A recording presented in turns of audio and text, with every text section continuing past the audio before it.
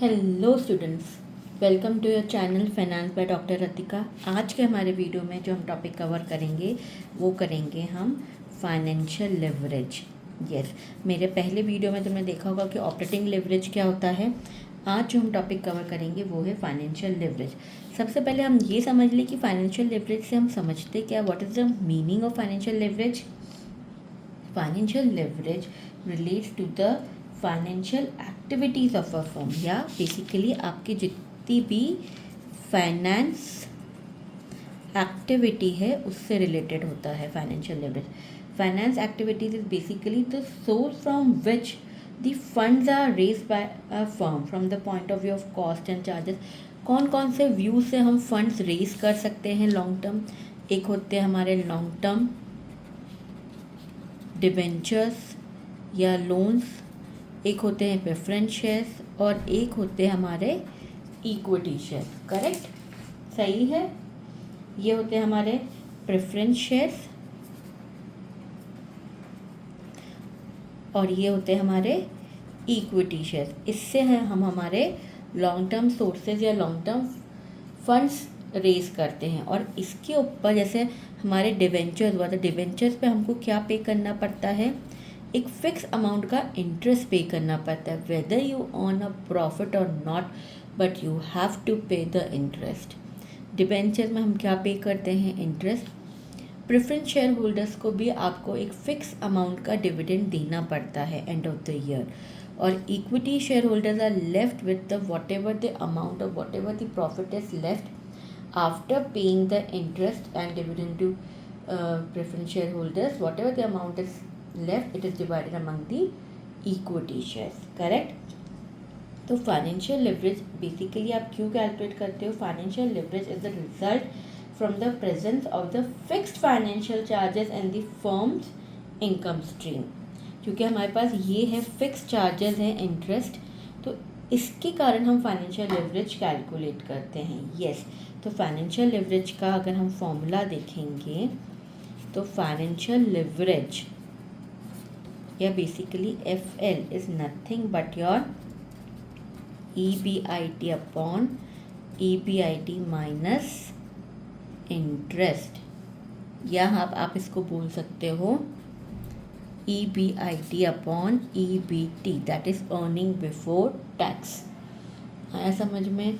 बहुत सिंपल है, कुछ भी नहीं करना है आपको, बस फाइनेंशियल लेवरेज कैलकुलेट करना है जो आपके इंटरेस्ट के बेस पर होता है। जब आप earning before interest and tax निकाल लेते हो, उसमें से इंटरेस्ट माइनस कर दोगे तो आपका आ जाएगा पूरा फाइनेंशियल लेवरेज कैलकुलेट हो जाएगा, क्योंकि आपका EBT आ जाएगा। चलो भाई, हम एक काम करते हैं और थ्योरी में नहीं जाते हैं, हम फटाफट एक क्वेश्चन लेते हैं जिसमें तुमको दोनों पॉइंट्स क्लियर हो जाएंगे कि ऑपरेटिंग लेवरेज और फाइनेंशियल लेवरेज हम कैसे कैलकुलेट करते हैं। ठीक है, मान लो तुमको एक क्वेश्चन में दिया हुआ है कि इंटरेस्ट है कंपनी का 5000,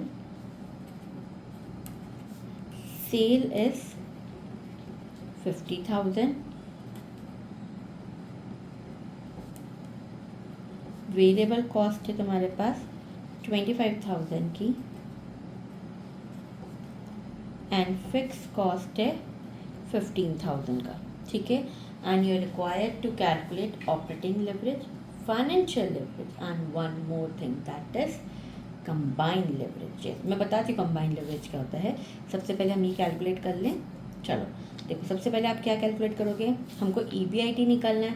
अगर तुमको मेरे पहले वीडियो का फॉर्मूला याद होगा तो क्या था हमारा फॉर्मूला ऑपरेटिंग लेवरेज का, operating leverage is equals to contribution upon EBIT।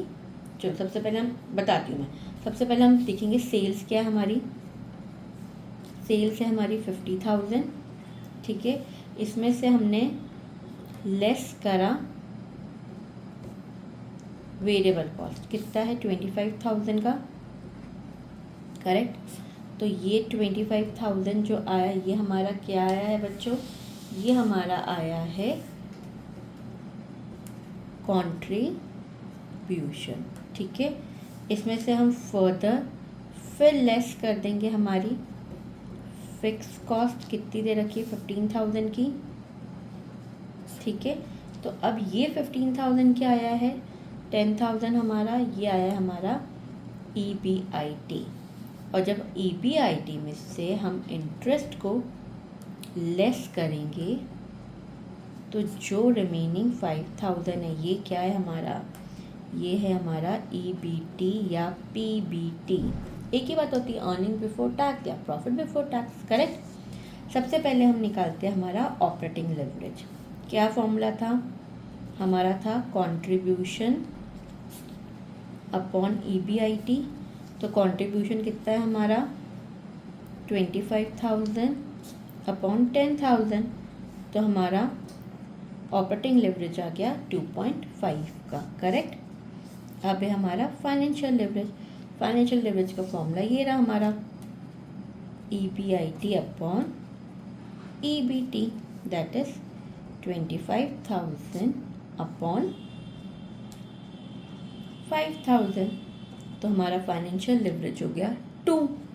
और एक मैंने तुमको एक और चीज़ बताई है अभी, दैट इज कंबाइंड लेवरेज।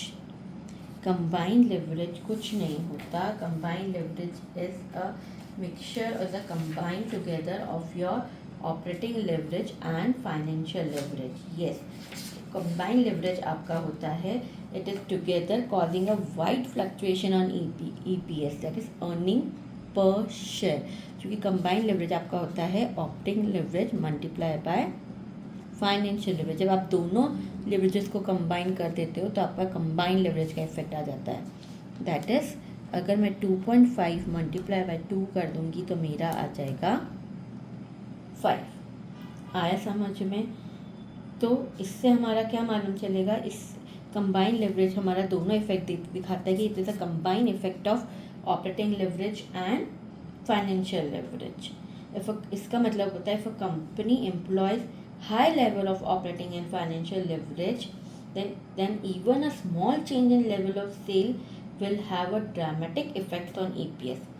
अगर मेरा कंबाइंड लेवरेज जितना ज़्यादा होगा, तो अगर मेरा जरा सा भी मैं चेंज करूँगी सेल्स में, तो मेरा EPS उससे ज़्यादा, कई गुना ज़्यादा इफेक्ट होगा। It will have dramatic effect on EPS।